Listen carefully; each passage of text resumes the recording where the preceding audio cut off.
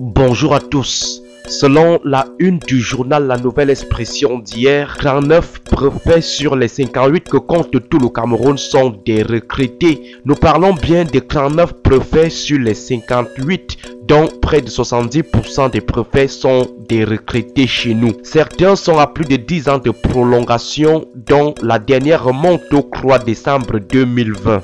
Apparemment, le ministère de l'administration territoriale connaît une pénurie de pièces de rechange. Le MINAT n'arrive pas toujours à trouver les sous-préfets et adjoints au préfet pour remplacer ces retraités. Voilà une république qui affectionne le sens interdit, une république des choses incompréhensibles et inexplicables. Chez nous, les exceptions sont érigées en règles. Les prolongations de services qui devraient être des mesures exceptionnelles sont plutôt des règles. Ce n'est pas quelques préfets, 2 ou 7 préfets, mais la majorité, près de 70%. On peut désormais confirmer sans risque de se tromper que la retraite pour certaines catégories de fonctionnaires ne peut intervenir que 10 ans après la date initiale de départ en retraite. Et ce qui choque, c'est l'institution de cette prorogation en règle chez nous. Mais dans le fond, ou alors en réalité, ces prorogations n'ont rien à voir avec une quelconque raréfaction des hommes ou avec un quelconque intérêt de service.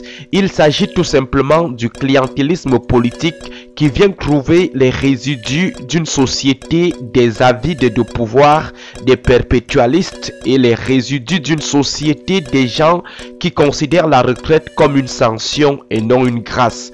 Concernant le clientélisme politique, il faut dire que l'ordre de 82, qui s'est toujours arrangé à encapsuler, prendre en otage la bureaucratie, l'administration et donc l'État, mobilise permanemment des petits stratagèmes pour séduire les fonctionnaires lorsque ceux-ci ne sont pas déjà ses partisans ou militants du RDPC avec carte ou sans carte.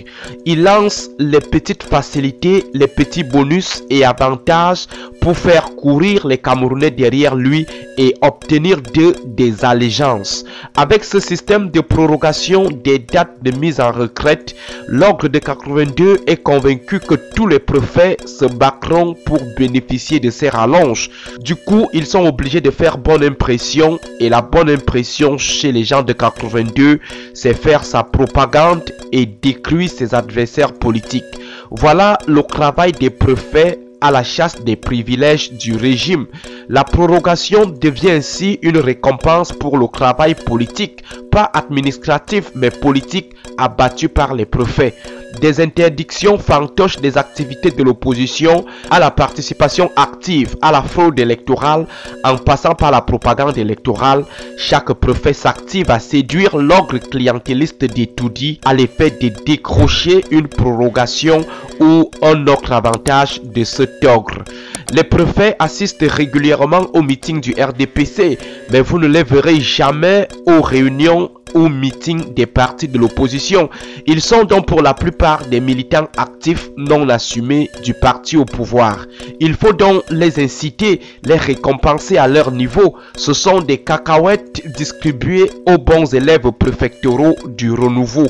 Cette chasse aux cacahuètes du renouveau est irriguée par le système de boulimie de pouvoir au Cameroun, le pouvoir considéré comme poche de rente. C'est tout le monde qui veut mourir au pouvoir, s'y accrocher jusqu'à la mort. Si on a un président de la République à vie, un président de l'Assemblée nationale à vie, un président du Conseil économique et social fossile, oublié dans son Antarctique natale, des directeurs généraux à vie, alors pourquoi pas les préfets à vie? Les avantages du pouvoir sont sucrés dans la bouche de tout le monde, qui ne veut pas utiliser les en-têtes de la préfecture pour solliciter des casiers de bière pour les obsèques de sa mère. Personne, disons personne de cette galaxie des insatiables de 82. À côté de ce deuxième élément explicatif de ces reports de départ en retraite effectif, on a le problème de la retraite au Cameroun. partir à la retraite est perçu comme une sanction, pourtant il s'agit d'une grâce. Nos chers aînés préfèrent se disent qu'il n'y a pas une vie après la retraite. Ceux qui ont eu l'ingéniosité de trafiquer leurs âges doivent encore être plus conciliants en donnant la chance à la jeune génération. Malheureusement, nous sommes dans un pays de Biakadbondala Zomtegbo. Sûrement, cette année, le président de la République va encore proroger cette prorogation.